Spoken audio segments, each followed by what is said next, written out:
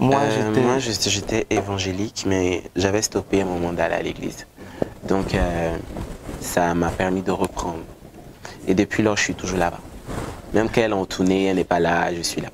Moi, je suis catholique. Okay. Je suis chrétien catholique, mais j'ai pas de problème parce que moi aussi, mes parents partent à l'église catholique, à l'église évangélique, à l'église céleste. Avec Jeanne Monnet, tu es toujours surpris. Et tu es toujours satisfait. Comme je l'ai dit la dernière fois avant que je vienne, parce qu'elle et moi, on s'est vu. Elle te défie dans le sens où tu commences à réaliser beaucoup de choses que tu ne comprenais pas. Tu vois, il y a trop de choses. En fait, je ne peux pas vous expliquer comme ça se vit cette sensation.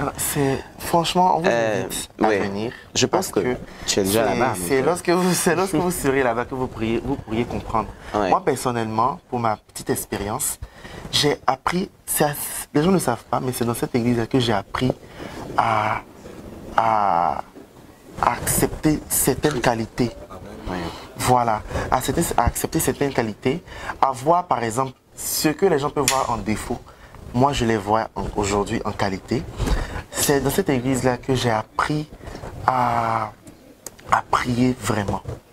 À prier vraiment. À prier sans problème, sans complexe.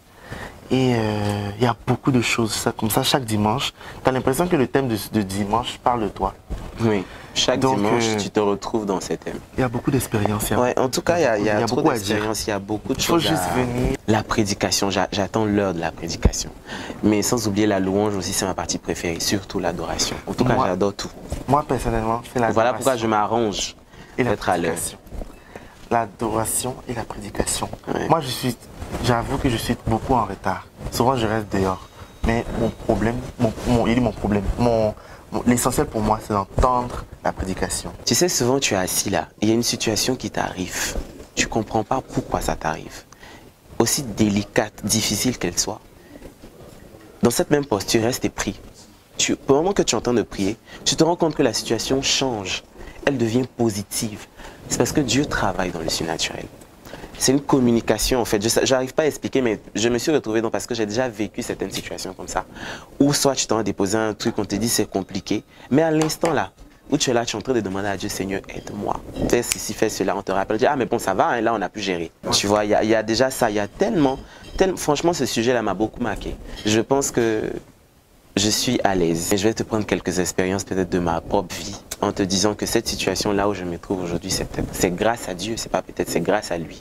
Donc si tu veux voir un changement total dans ta vie, tu n'as qu'à venir à l'église et expérimenter vraiment sa parole. Je me rappelle plutôt de ce que maman Moni disait.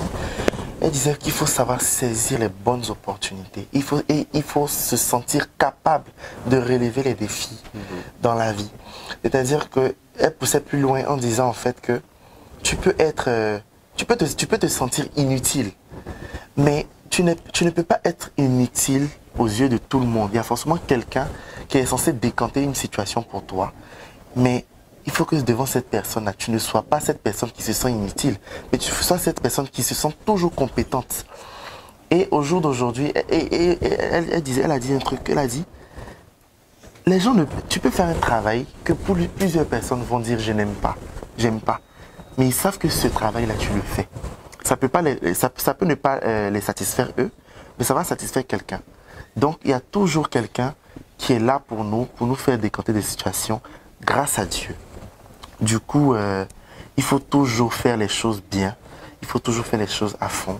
Le fait de garder des rancœurs, le fait d'être hypocrite, c'est des choses auxquelles on fait face chaque jour dans la vie active. Donc on tombe chaque jour. Chaque jour, on tombe chaque jour. Il y a un nouveau dossier. Déjà se lever de savoir que Dieu te pardonne, c'est miséricorde, quoi, je veux dire. C'est pas pure grâce que nous sommes à certaines étapes de notre vie. Donc je sais vraiment, tout ce que moi je peux dire, c'est que Dieu est bon. Exactement. Les situations viennent, ça va, ça vient, ça va. Et je m'en sors toujours parce qu'il y a Dieu. Donc il ne pense pas lâcher sa main en tout cas. Et après, je ne vais pas. Moi je suis quelqu'un, j'aime toujours justifier. J'aime toujours justifier par Dieu en fait ce que je vis, que ce soit bien ou mal. C'est-à-dire que si aujourd'hui je n'ai pas eu à manger, je dis, ah, peut-être tu ne veux pas que je mange.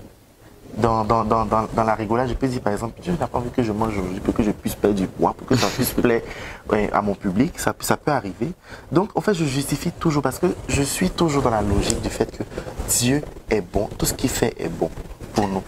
Donc on n'a pas choisi en fait d'être à ce niveau-là, aussi petit qu'il soit, mais c'est quelque chose d'important pour nous.